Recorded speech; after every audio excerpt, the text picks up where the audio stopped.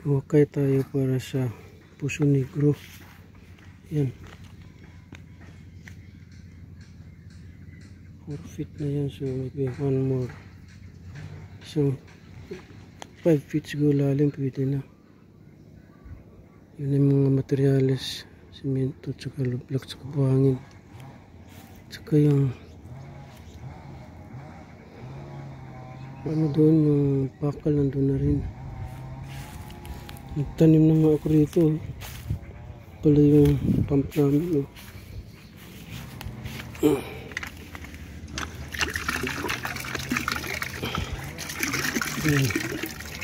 Tanim ako ng mangga at saka atis. Yan, mangga yan.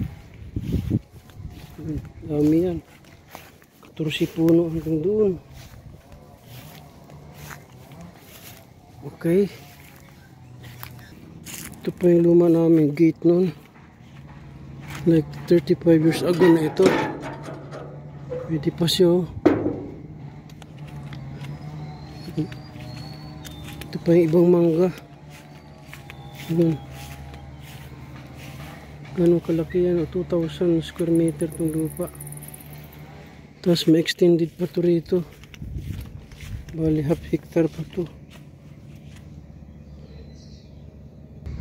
Doon po yan, may mga tanim na saluyot. Yan. Puro saluyot yan dyan. Doon may mangga pa doon. Okay. Thank you. Mainit na. Mag-lunch muna tayo. May bunga mango rito pero maliliit pa. 1 month pa ito bago lumaki. Yun o, mangga. Oops, dami o. Pumasok na ito rito sa bakuran namin. Yun o, dami. Andun yung puno sa kabila.